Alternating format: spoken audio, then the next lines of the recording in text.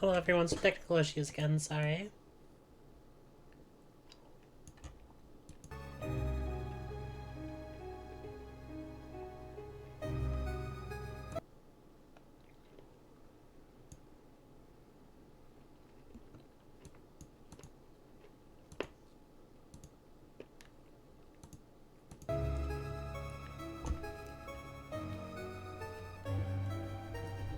Alright, we're back. Alright, hello.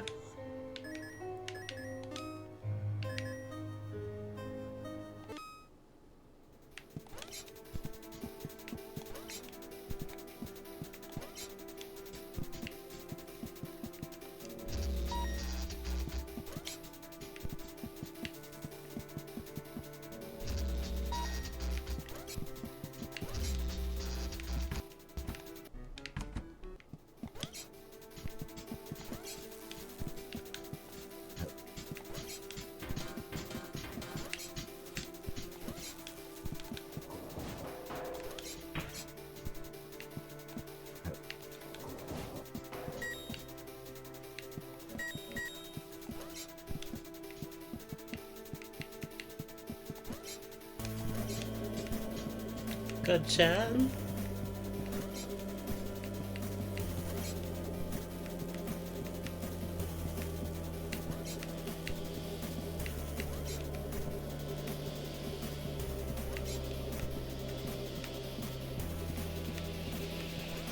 I needed to get back on the moving lift.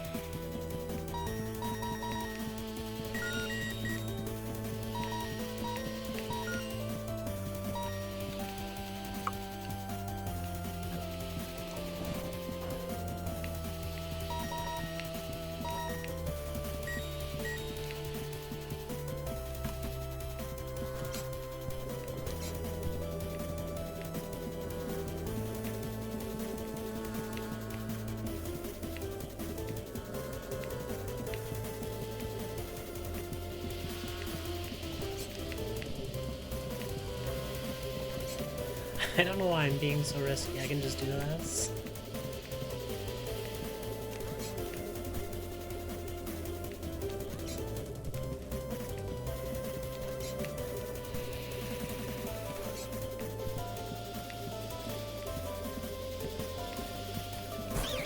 I jumped and it didn't do shit.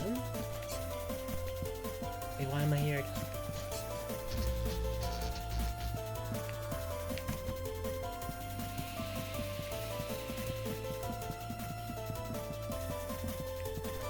Oh, okay. The door was nailed shut, and my fingers were too large to get a decent grip on the planks. I needed something like a crowbar.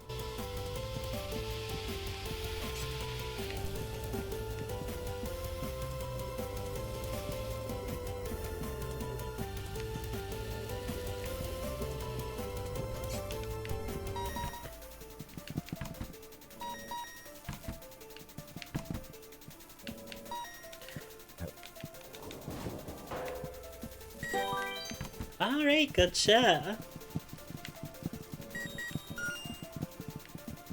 My shoes struggled to grip the slippery wall. I'd need to keep jumping to climb it.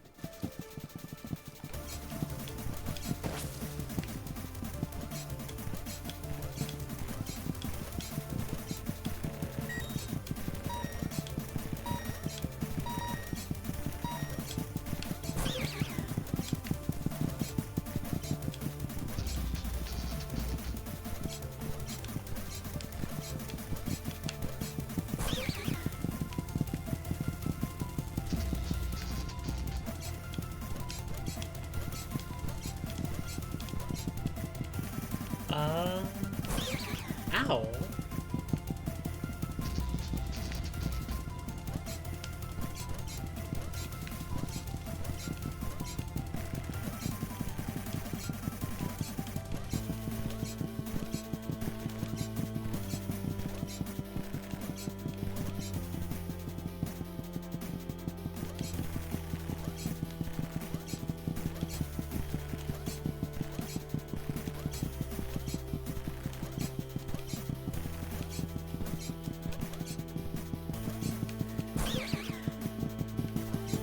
am I supposed to do here?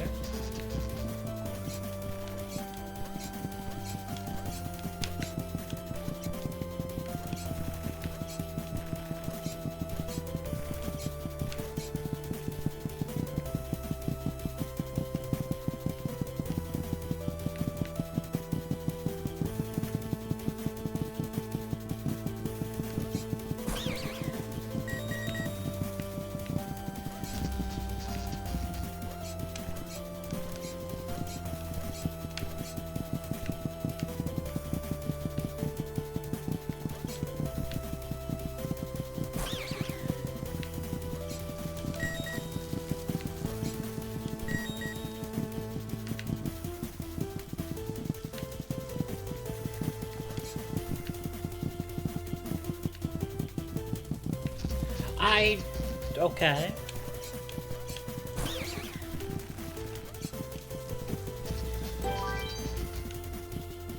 Oh, the game's fitting, man.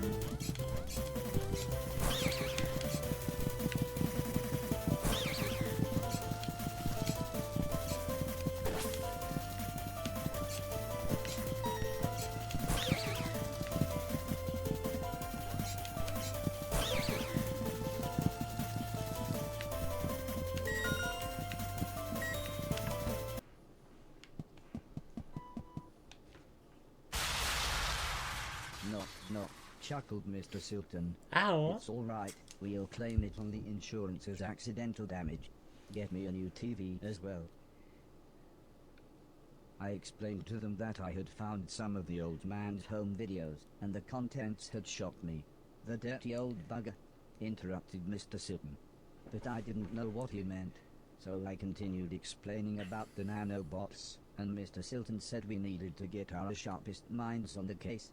Not you dipshit, he barked at Mr. Preston. We need to rescue Heather and her mum. I wasn't sure what Mr. Silton meant by rescue, Oh, no. but I thought I would leave them to clear up.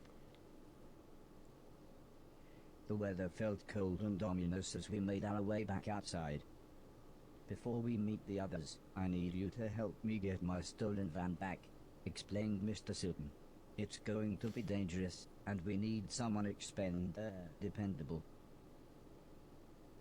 The equipment was heavy, but I was happy to help pack the large boxes until Preston Wow. returned with what Mr. Silton called the mean machine.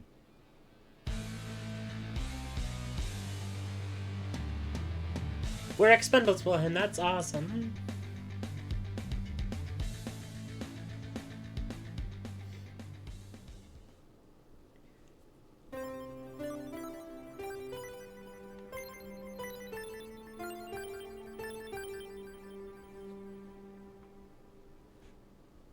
Mr. Preston seemed even more anxious than usual. At first I thought he just needed to use a toilet, but Mr. Silton explained that their old gang members lived around Oh, here. no. Somehow the money went missing when we robbed that post office, he continued. For some reason they thought we'd taken it, but, as he put it, why would we live in such a dump if we had a load of money? Although this clarified things for me, it certainly didn't calm Mr. Preston, who suggested we gotta move on.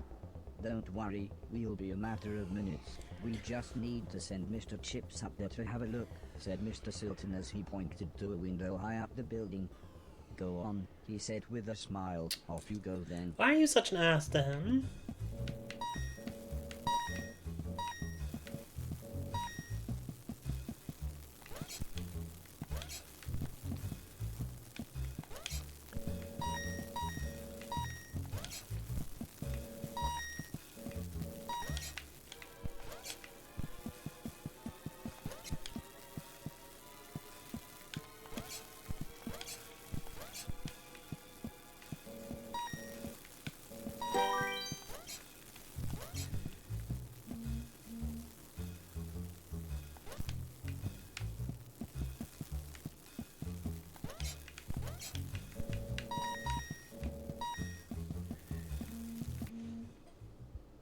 The man didn't look like a thief.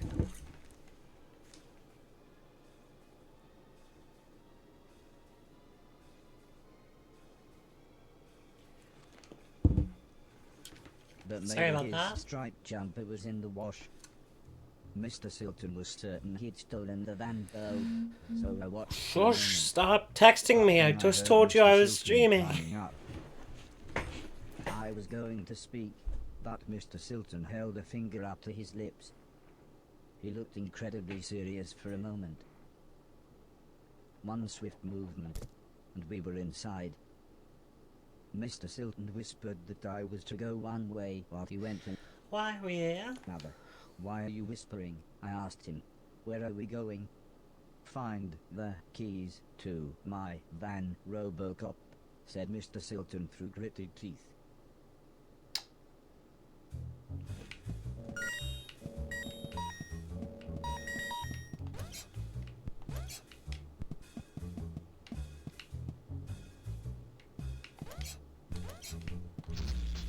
I didn't want to leave without Mr. Silton.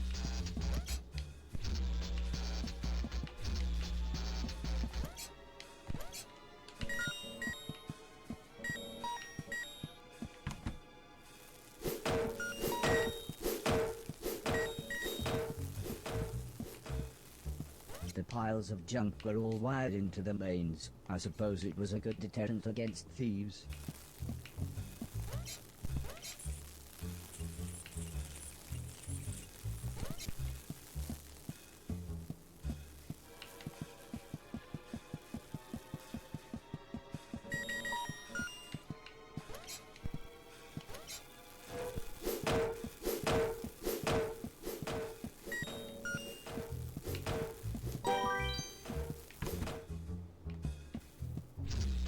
Oh, lovely.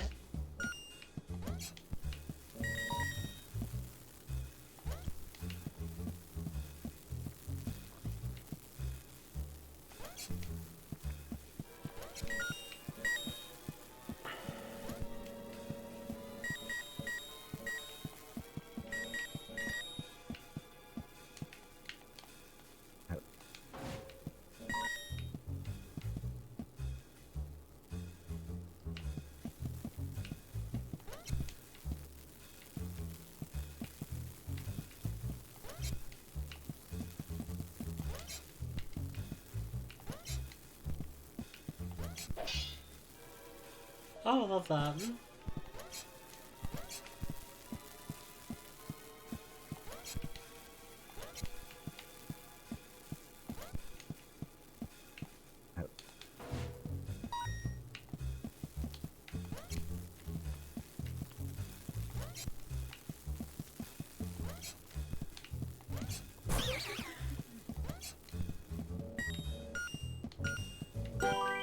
Witcher! Alice would have felt at home here, with all the huge piles of junk everywhere.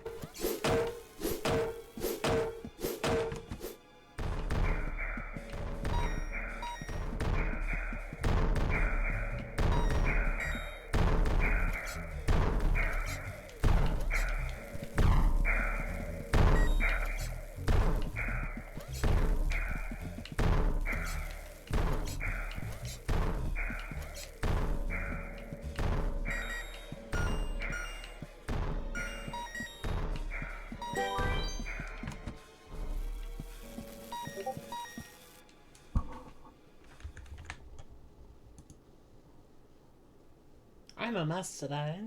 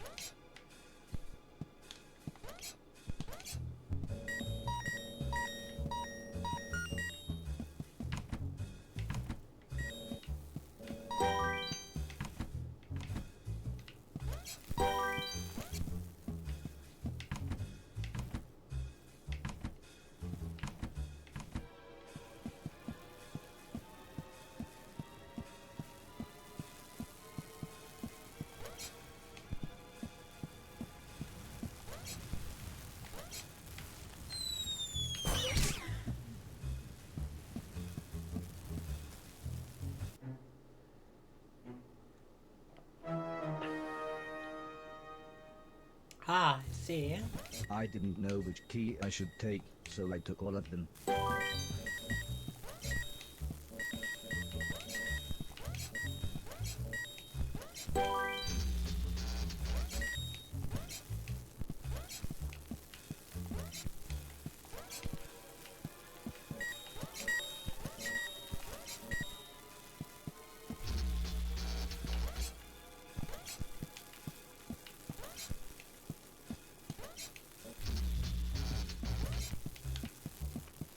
Alright, and then...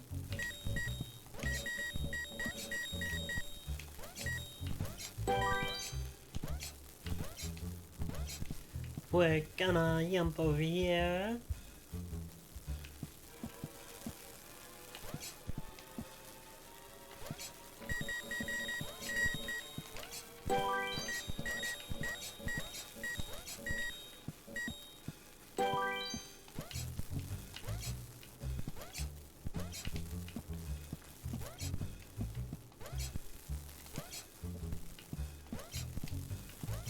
I finally managed to collect all of the keys.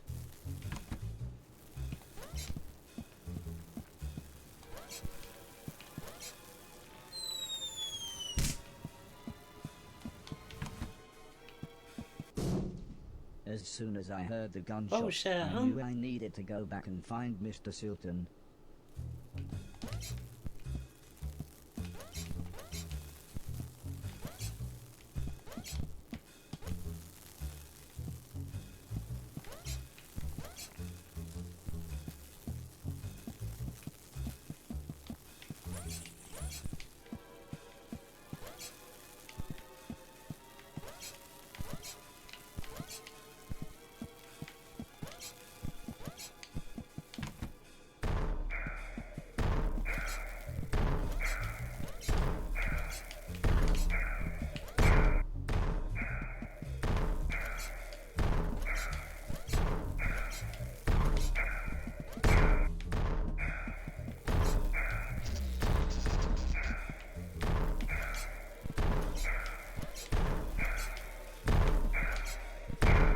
God.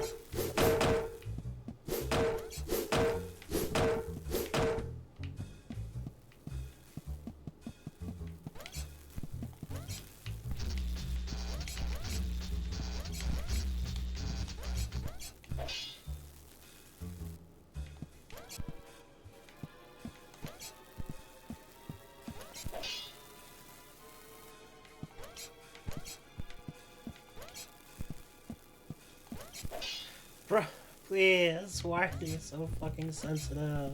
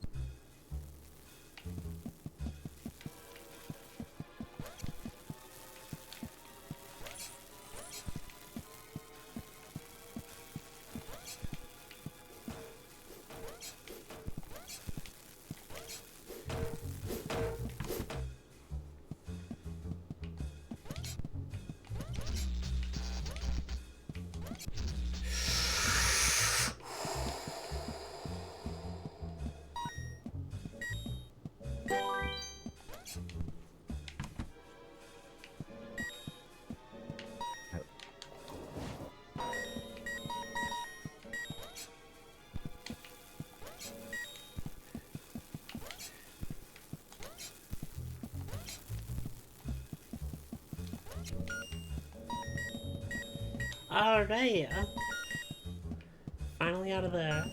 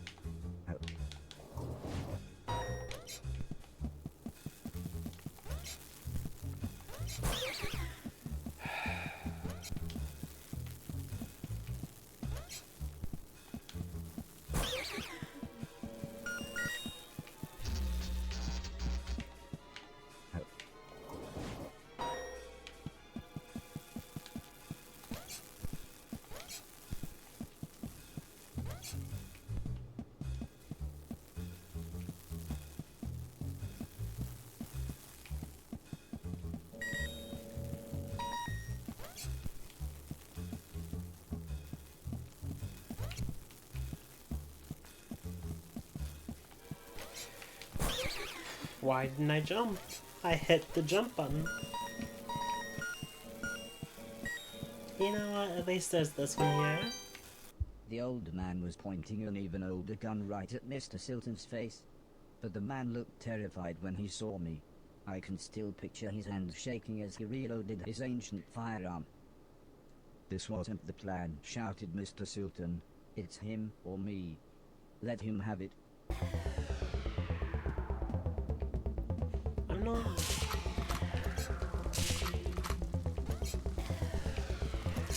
Why am I hurting him? He's clearly terrified. I didn't know what I was going to do when I caught the old man.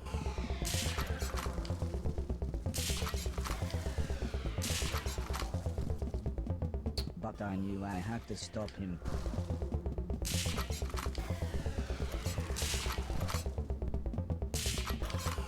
If someone dared hurt my friends, they would have to pay.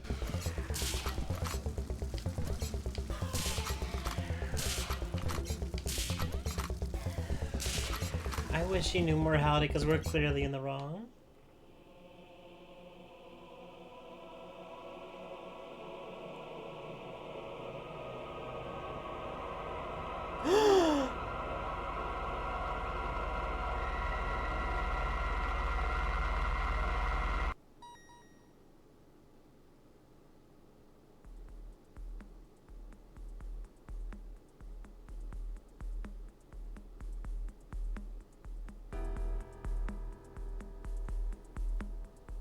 Well,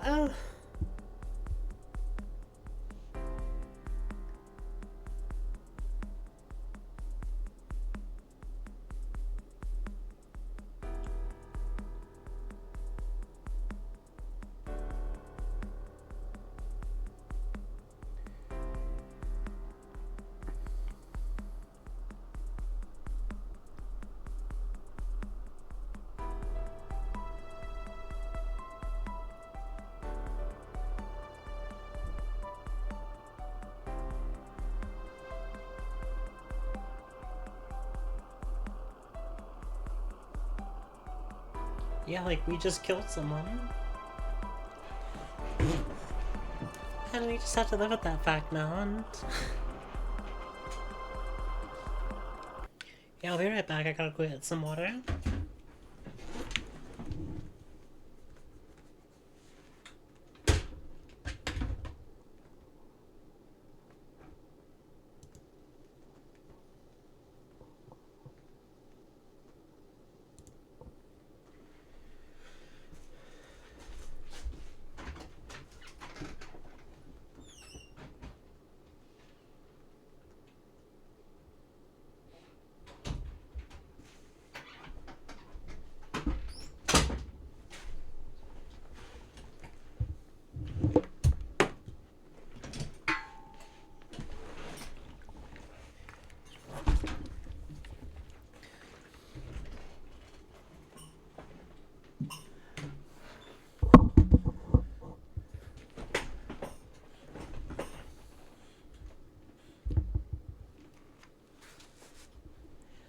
Alright, I'm back. Sorry about that.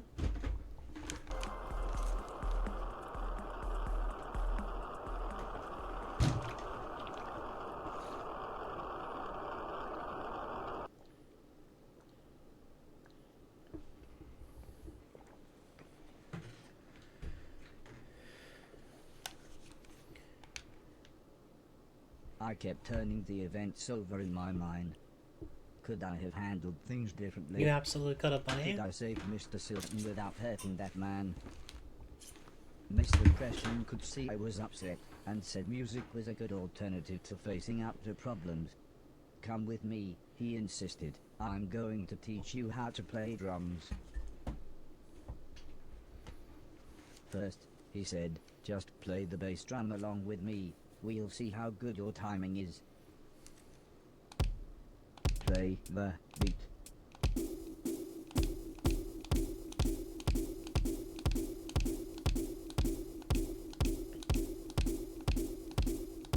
Mr. Preston asked, were you happy with that, or would you like to try again?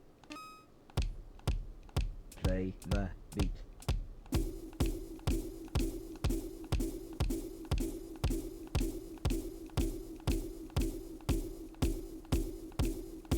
Mr. Preston asked, were you happy with that, or give each drum a few hits to get a feel for them, continued Mr. Preston.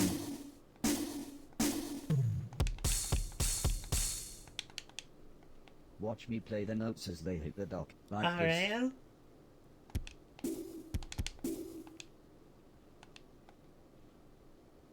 Now you try.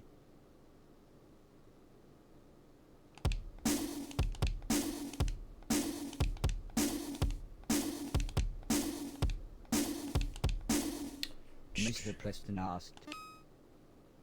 Alright.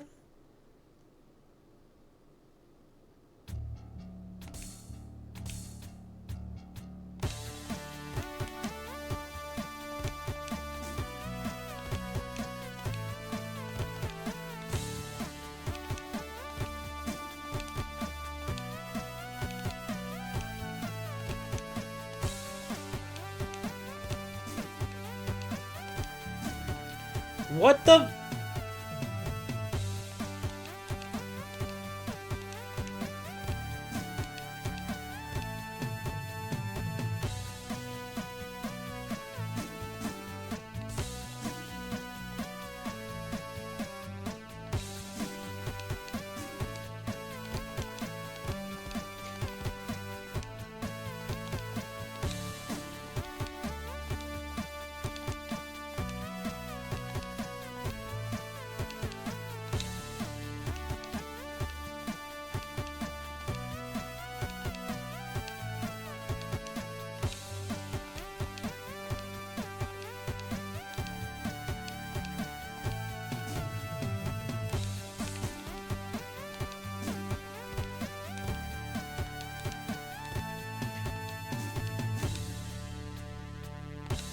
My AI sucked at that.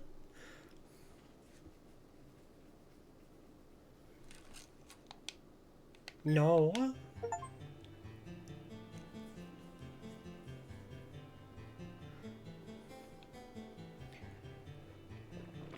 Mr. Silton was patched up, but still pretty angry.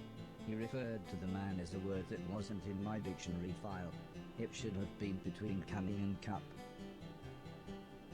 I reminded Mr. Silton about going to find the others now we had the van. But he said there was something even more important we had to do first. Mr. Silton explained that it was a good idea that Mr. Logan be released from prison early, and that this wouldn't involve a parole board, but might No, why are you having him do evil shit? Straight away I was apprehensive. I thought only bad people went to prison. I knew Mr. Logan was the guitarist in Mr. Silton's band, but why would we help a bad person?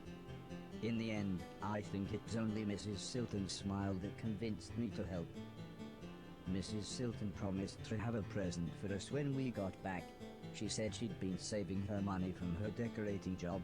I didn't know what I would need money for, but then realized, if nothing else, new games consoles must be out. Be careful, said Mrs. Silton with a big smile. don't rob any post offices, and don't get shot. Why are we doing this? Why? In the dead of night, it was surprisingly easy to get close to the prison building. Mr. Silton said it was like the Death Star and had a weakness we could exploit. Although I seem to remember the robot getting shot when they did that in the film. But there was no time to worry as Mr. Silton pressed a walkie-talkie into my hand and said, "Good luck." Yeah, no. 1 second, I'm not.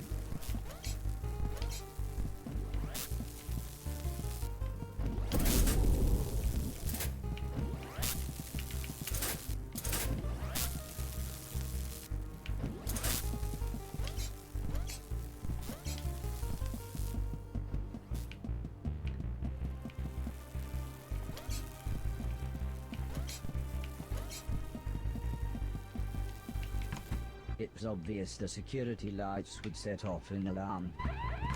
I needed to find somewhere to hide, or the guards would kill me.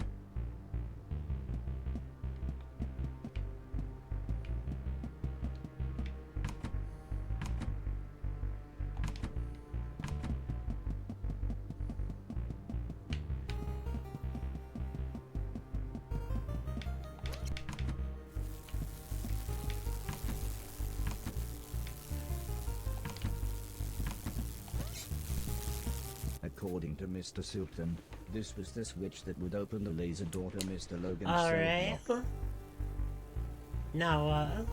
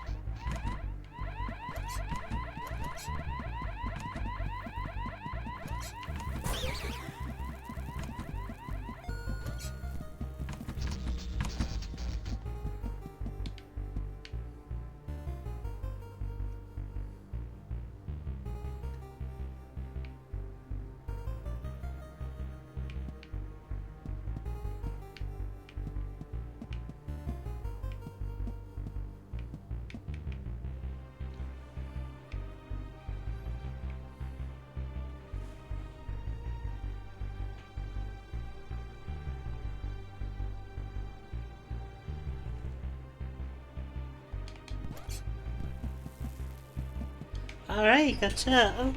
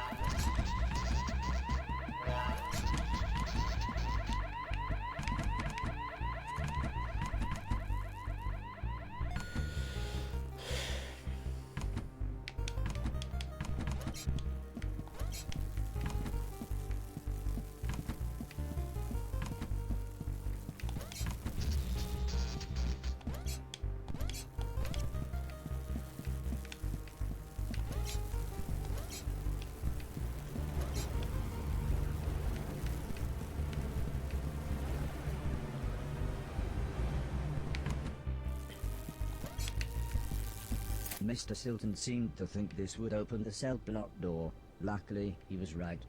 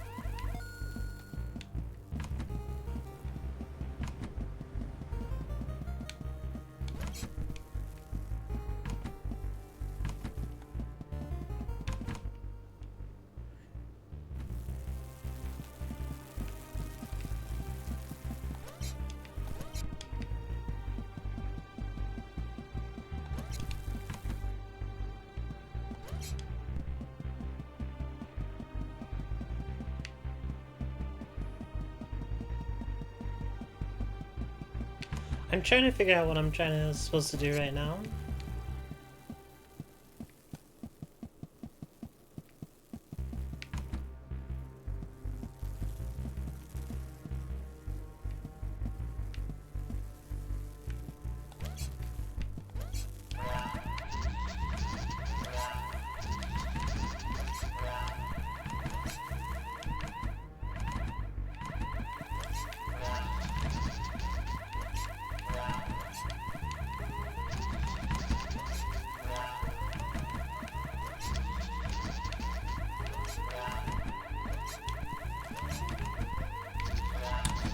Fuck off.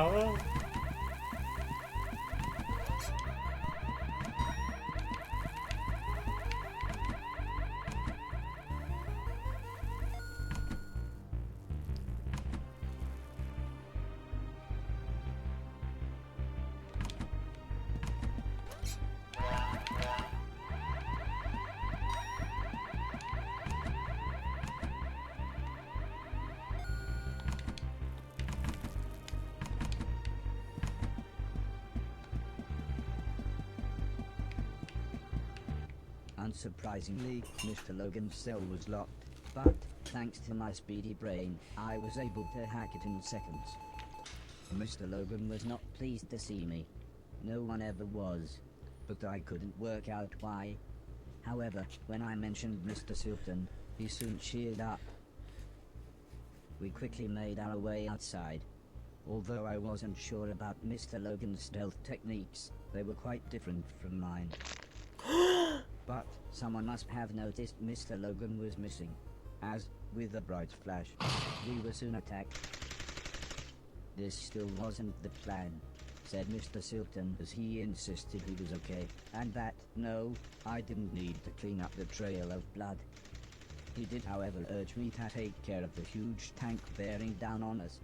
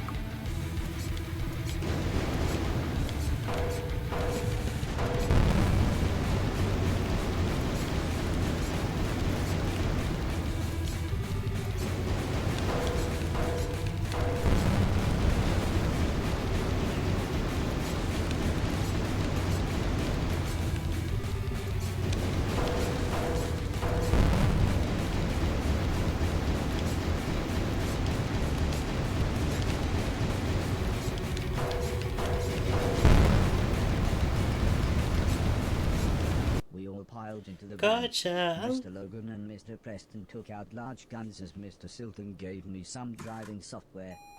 It basically explained that one foot pump made the bang go, and the other one signaled Mr. Logan and Preston to fire their guns.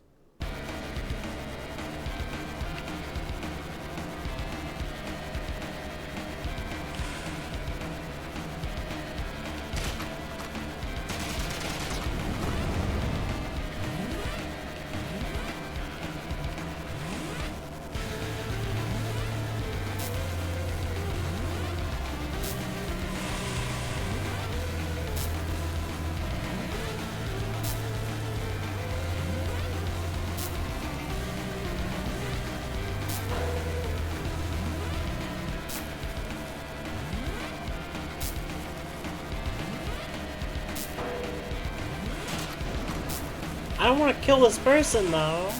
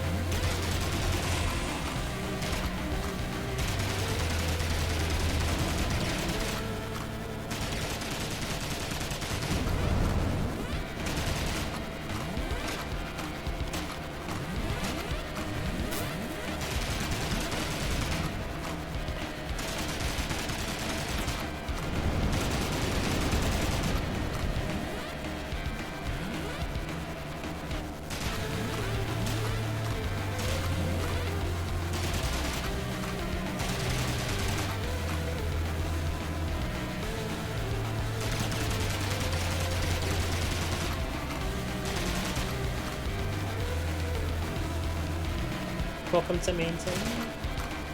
I hoped that all the bullets fired led to non-fatal wounds, but statistically that was incredibly unlikely.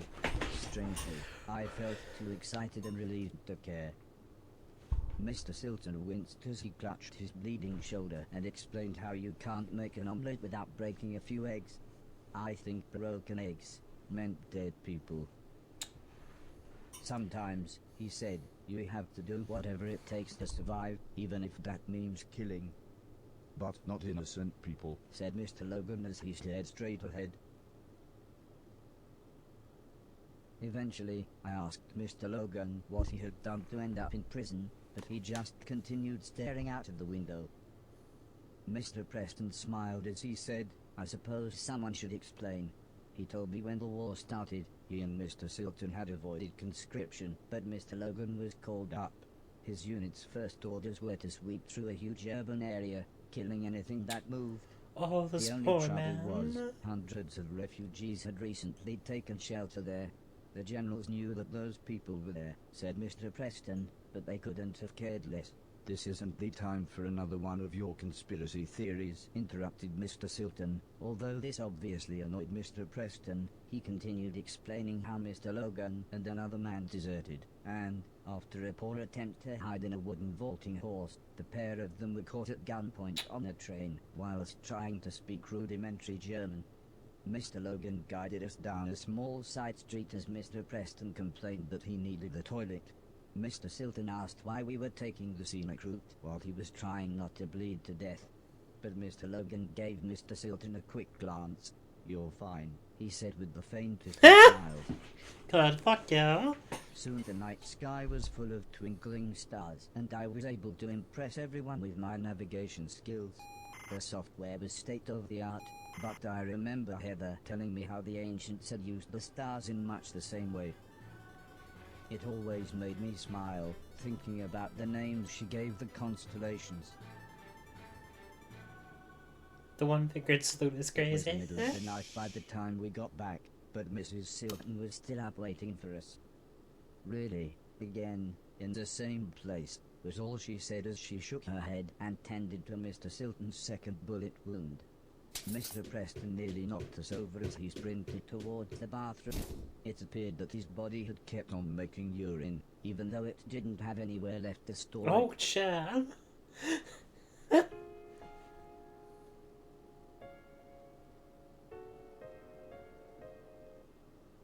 I asked Mr. Silton about Heather and the old lady, but he said he was just about to wash his hair.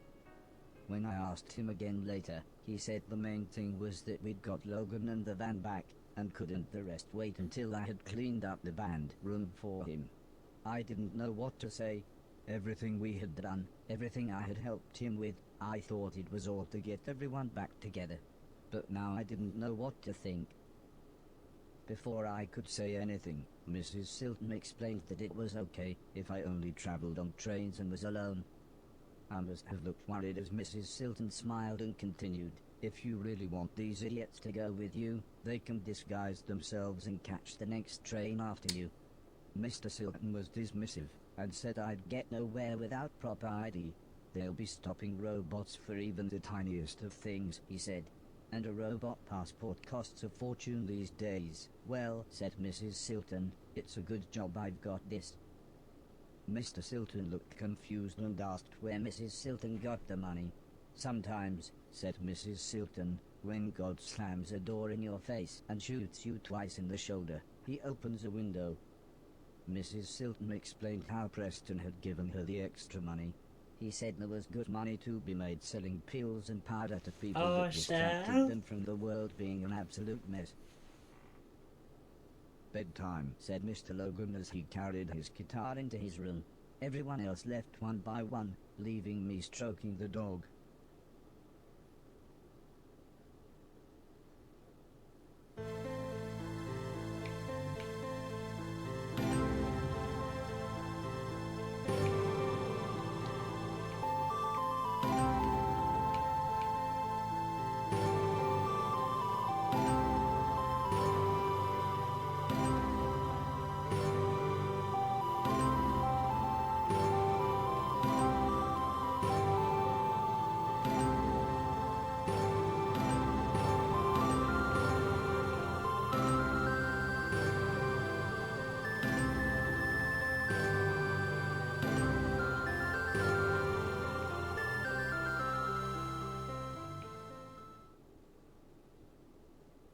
awoke to the sound of Well, Mrs. Silton making herself some breakfast. It felt very early, but I suppose it was just that we had gotten so late. Mrs. Silton gulped down her coffee, and with a reassuring smile she said, "Let's do this."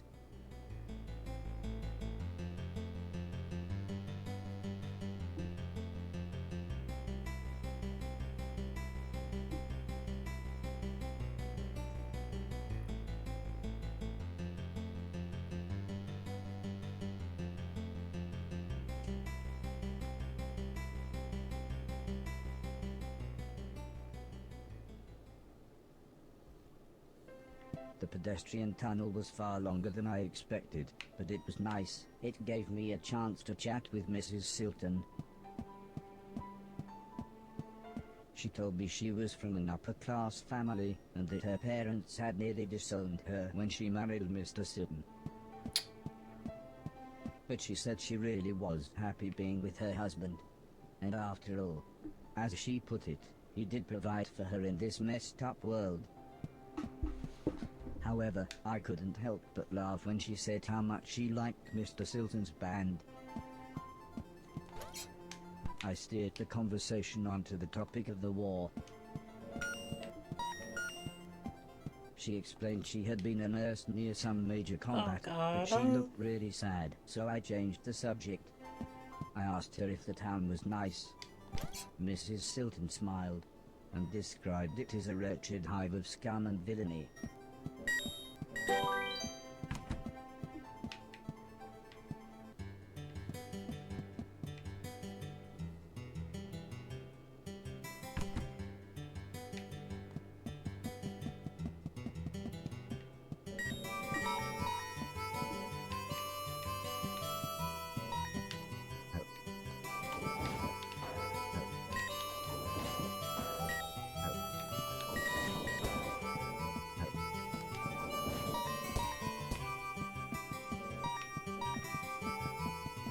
Train tickets cost 1,000, so Mrs. Silton said I should trade in some of the things I'd cleaned so I could afford to travel.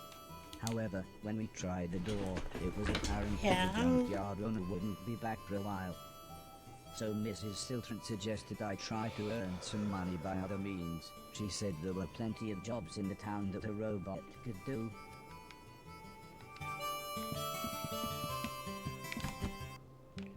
The largest of the old ladies explained the job to me. I would be drying plates. She explained that old people couldn't afford to retire anymore, so she and her friends had to take menial jobs. All of the old ladies would be throwing plates at me as quickly as they could. I just had to catch and dry them.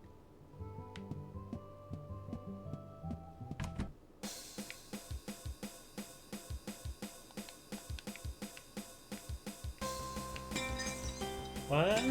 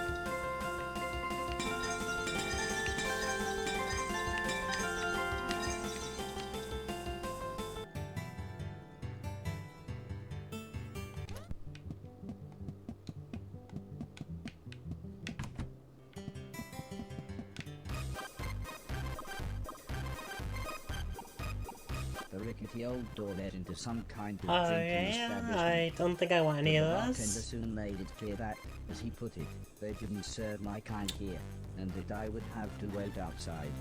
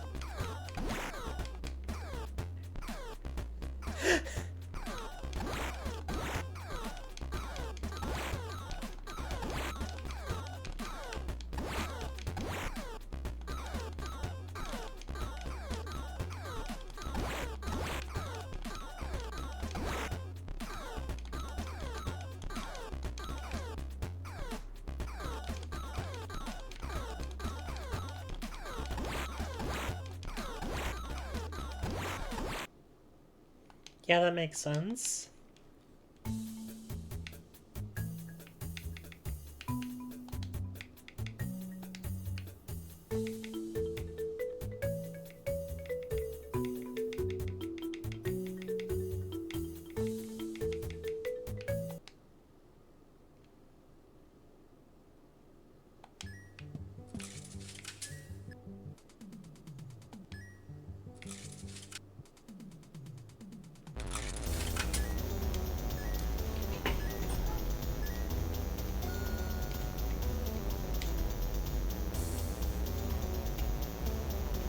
Oh, this controls like ass.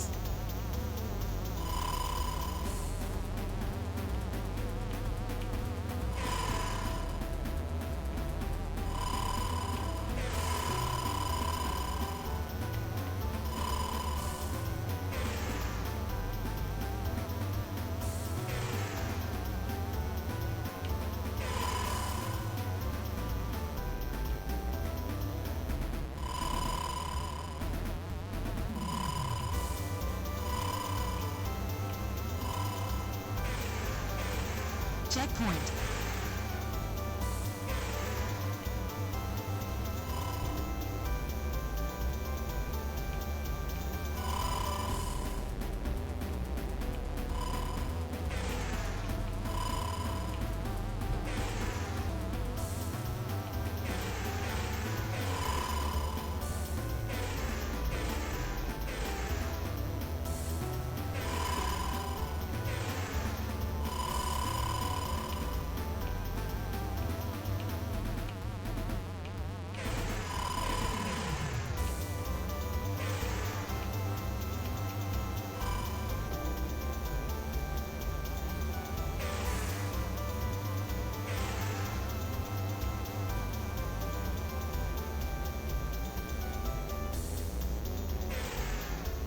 Damn.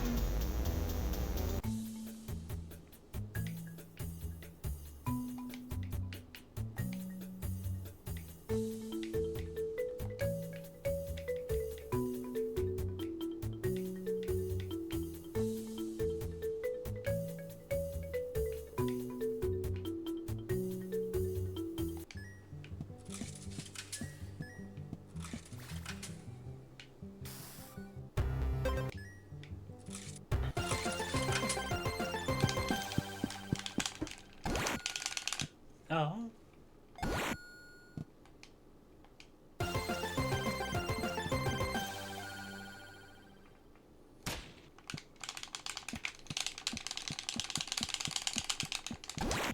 What?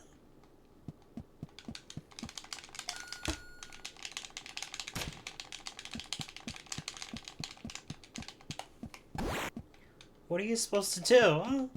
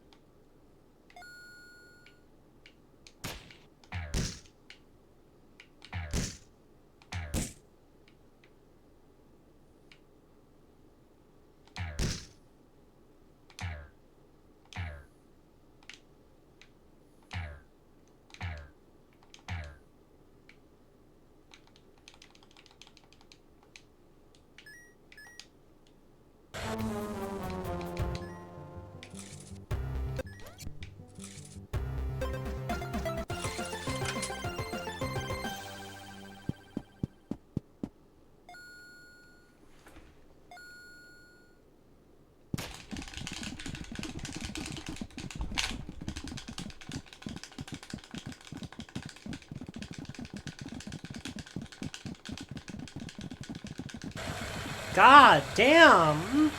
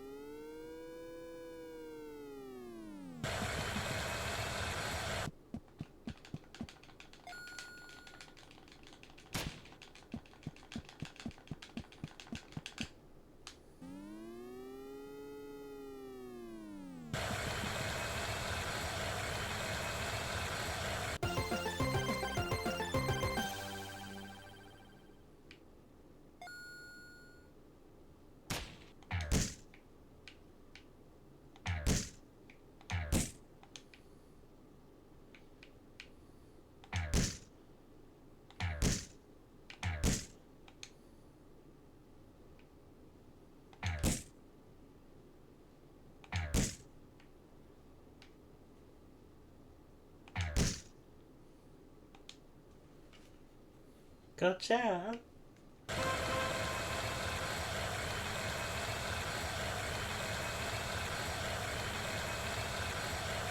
Oh, we all tied, huh?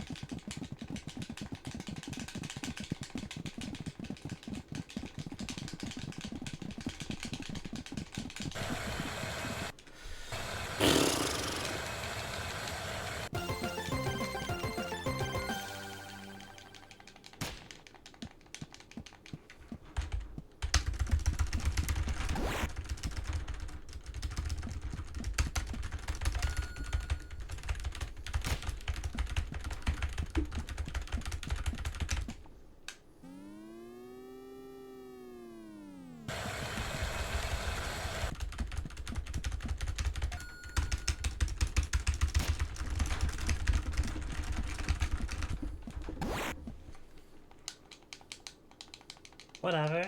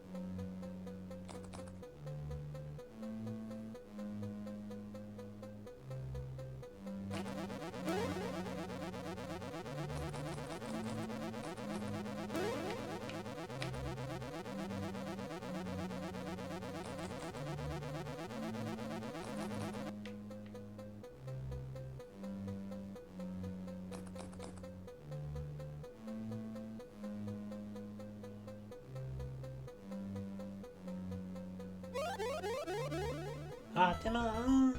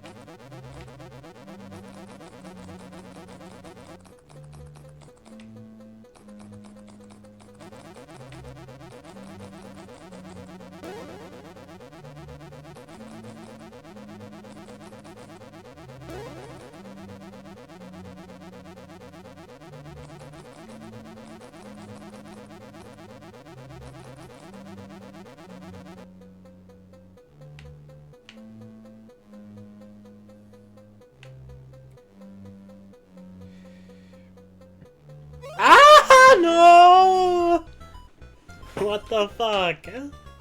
Wait, I started this space! It should be slimed!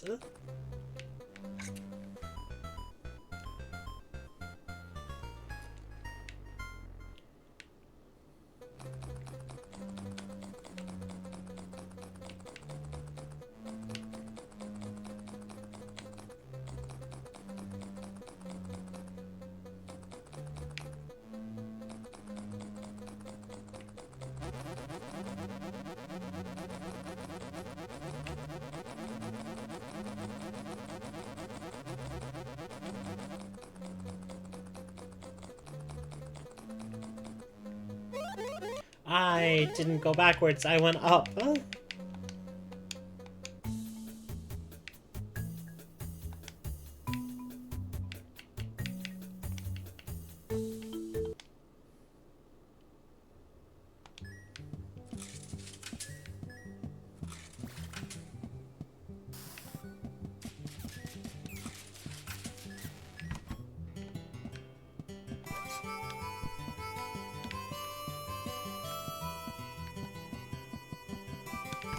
Suddenly, as if by magic, Oh. the shopkeeper appeared. "Hello, sir," he said. "If there's something that catches your eye, just pick it up and bring it over to me."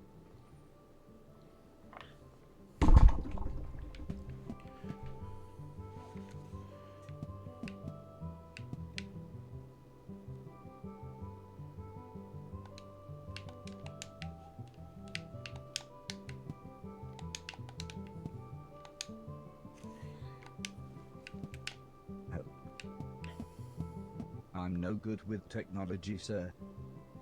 That cost 2,000. The fitting room was actually a robot upgrade facility. Once completed, the money was digitally taken from my passport account.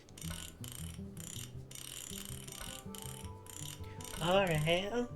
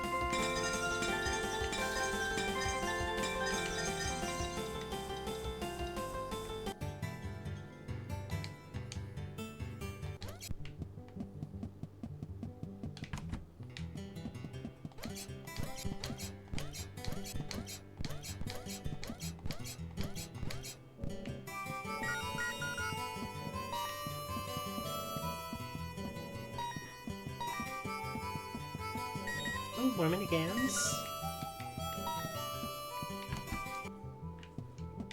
The foreman explained the job to me. I would be making bricks.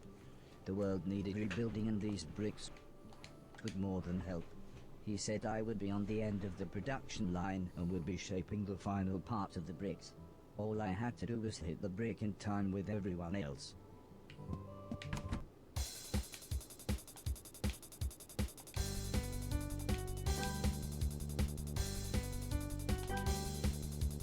One, 2, 3, 5. 1, 2, 3, 4, 5.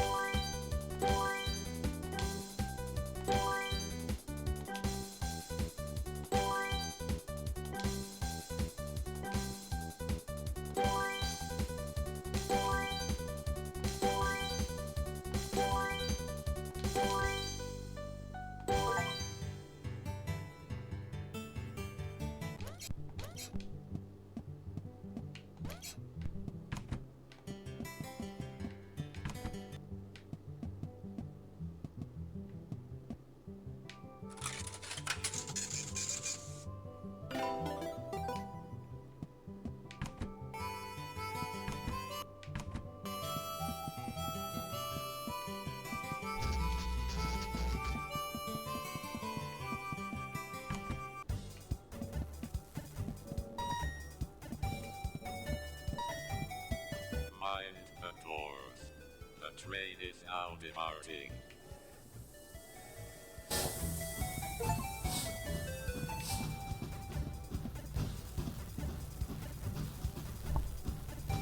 Mr. Deck's TV studio was deep inside the bombed-out buildings of Big City.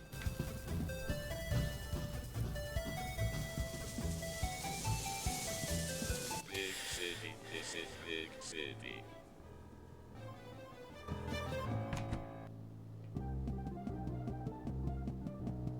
Once I'd made my way out of the station, Mr. Silton and the others jogged up alongside me. As soon as they got the chance, they ducked into an alleyway to change their clothes. Mr. Silton was the first to change. Deck's studio's down that way, he said, and that huge posh building, the British Corporation of Truth, the Corporation of Lies and Propaganda, a wretched hive of scum and villainy, said Mr. Preston, and dancing competitions, said Mr. Silton. You There know are some what, benches at the other end of the road. We'll wait there till the crew leave, then sneak in through one of the loading bays.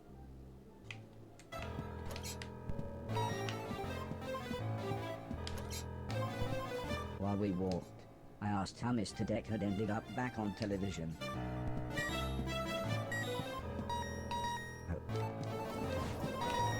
Celebrities weren't very keen on walking down the red carpet at awards ceremonies with bombs falling from the skies, explained Mr. Silton.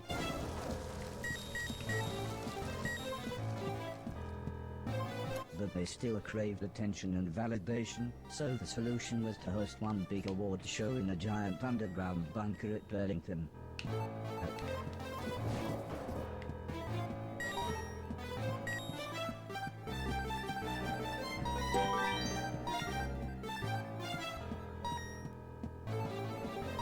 Okay, so how does You that... can't broadcast from deep underground.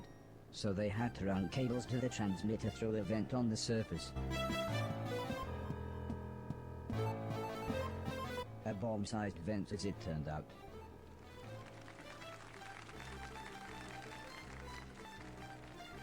It took a great shot. 1 in a million.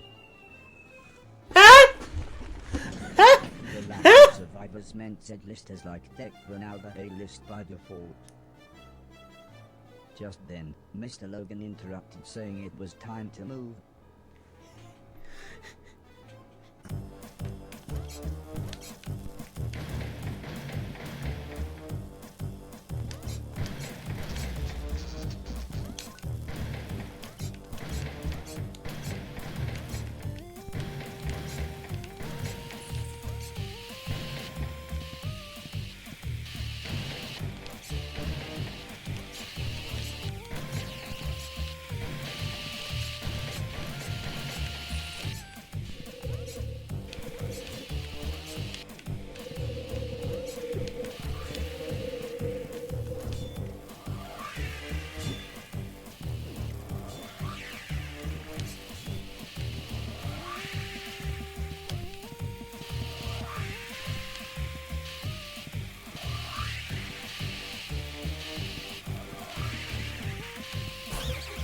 Can we not do this, please?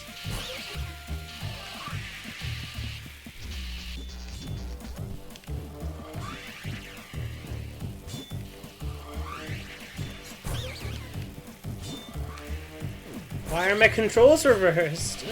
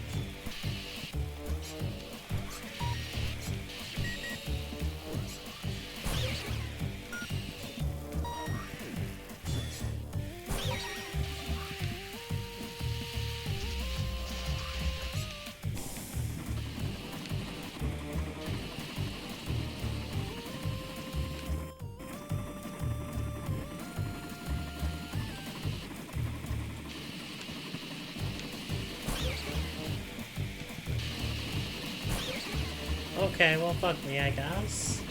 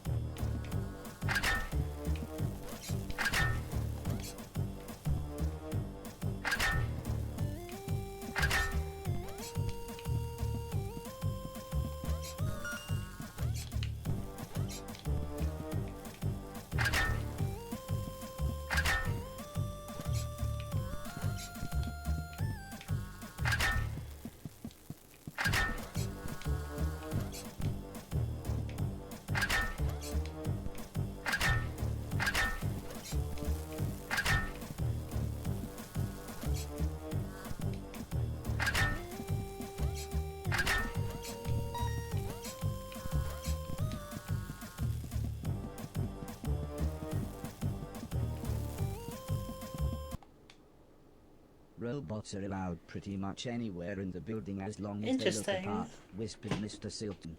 You just need to be wearing no clothes and have the blankest of faces. I didn't really like the sound of that, but I realized it was the only way I'd be able to get in. So I took off my suit and made my face blank. Blanker, said Mr. Silton. Blanker with an ER, said Mr. Silton again. Well, I suppose that'll have to do. That dressing room is in some lavish suite, said Mr. Silton as Mr. Preston and Mr. Logan lowered me into the empty corridor below. Have a look around, whispered Mr. Silton, and we'll catch up with you in a bit.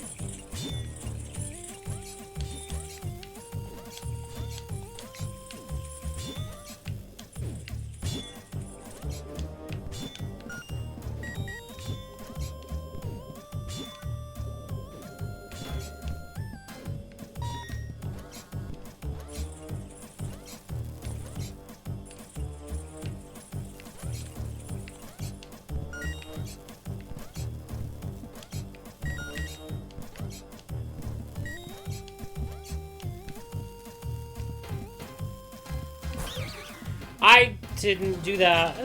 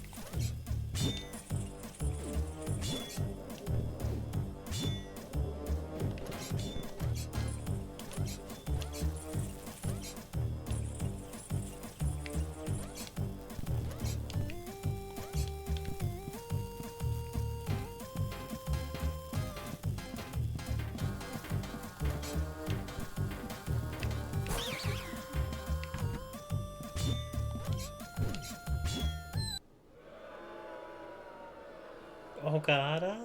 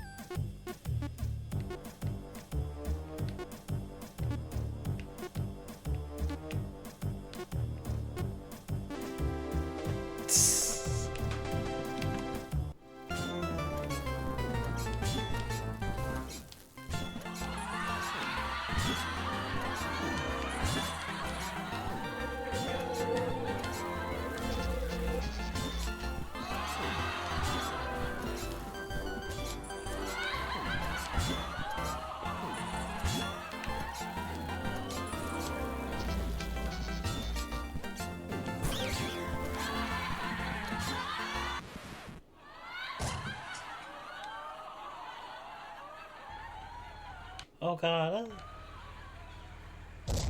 Oh my god!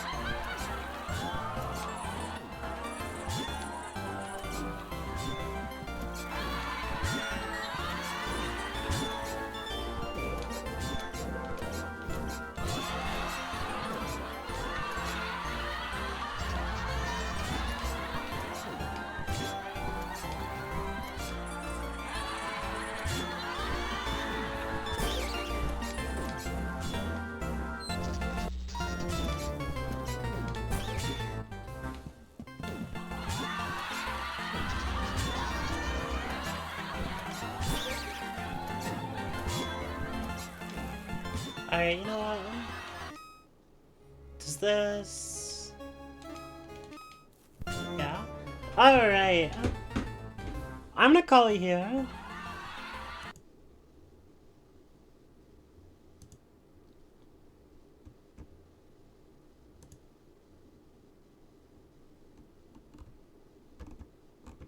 Oh. Oh, she's still alive.